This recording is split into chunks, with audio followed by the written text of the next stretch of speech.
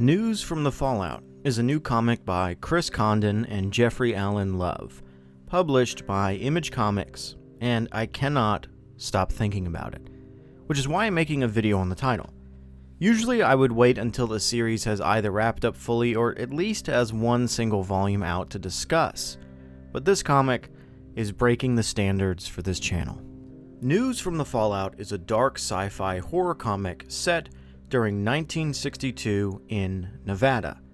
Nuclear tests are being run, and the most recent experiment is seeing how the fallout affects human test subjects.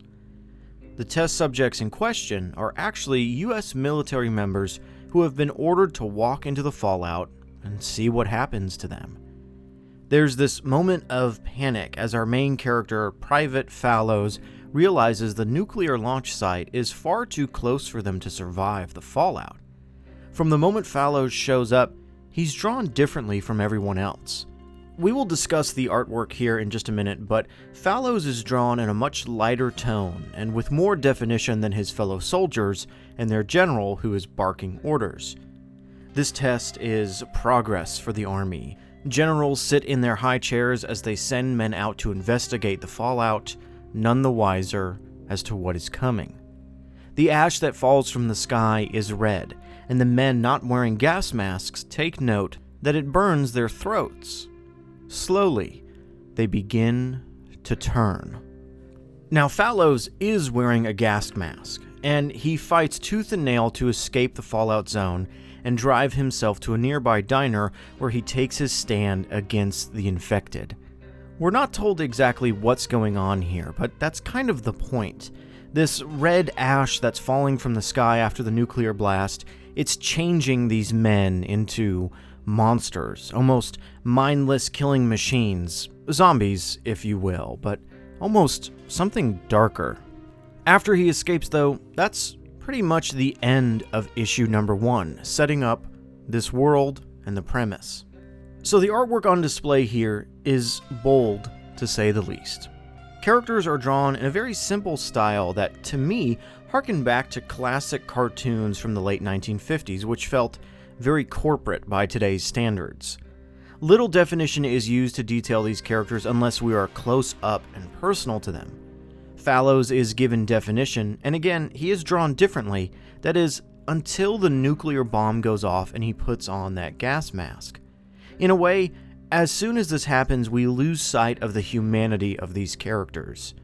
These soldiers turn into these monsters and they progressively become less and less human-like, being drawn in perpetual shadows and endless blacks. Fallows dons the gas mask and it becomes his new face, the face of a survivor. Perhaps there is also another message on display here of the general's hubris creating these rotten monsters, as the comic solicitation calls them. It's not an uncommon message, but I think it works as we see these generals give orders without a care in the world, following orders themselves because that's what they do, only for them themselves to be turned into mindless zombie-like creatures. Is it a deeply original or moving message? No, not really, but I do think it has some weight and it works well enough. In issue 2, we get to see more of the world that this comic is based in, and this is where I actually start to have a small problem with the title. While I do absolutely adore the art style, it gets a little hard to know who is who. Jeffrey Allen Love is a master at work, and it's not due to his lack of effort that I have this complaint, but more so because the art style chosen is so limiting on purpose. Some characters start to blend together. Multiple times during the diner scene in this issue, I was constantly turning the page backwards to make sure I understood who was talking and what they look like. There are visual cues as to who is who, but again, because the nature of the art is very simple, sometimes it's hard to tell. News from the Fallout is a 6-issue series, and as of the recording of this video, issue 3 is just around the corner. It's not often that I collect a series as it releases, but the covers available for this title have really just hit home with me. I really love the simplicity of the landscapes and the pure dread and the lack of colors given off. I think it was an excellent choice to keep this comic black and white, even if it might have been tempting to color the aforementioned ash as red, as the characters claim it to be. It almost gives off the idea that, while the ash is red, the world is so dark and twisted that we, the reader, are being denied the visuals, whether that be due to the fallout that's happening from the nuclear tests, or for another reason. Speaking of other reasons, I'm happy to collect the singles of the series because issue number 5 is getting a Daniel Warren Johnson variant cover, so of course I'm gonna grab that one when it releases on stands. I'm excited to see where this series leads us, and how it sticks the landing. It has a certain calmness to it at times, despite its moments of fear, and I really enjoy that. Something else that it brings really well to the table is the fact that you have these, rotten, mindless zombie corpses that are coming to kill the humans, but the humans are almost kind of their own worst enemy as well.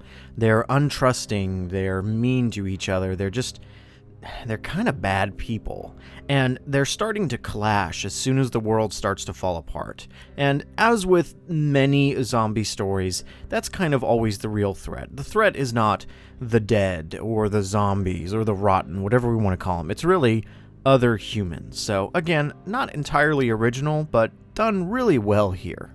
Hopefully, the issues I'm having with character recognition will either fade away in further issues, or I'll just get over it. I've never read any titles from this duo before, but I'm intrigued to investigate the works of Chris Condon, and even more so, the amazing artwork from Jeffrey Allen Love. He's got quite a few books that keep up this style he's using here, so I'm really excited to look at those. Have you been keeping up with the series? Do you enjoy it? If you're not reading it, will you be getting the trade paperback? I'd love to hear from you in the comments below. Let me know what you think about this, even just from the visuals alone. Thanks, and as always, I'll see you later.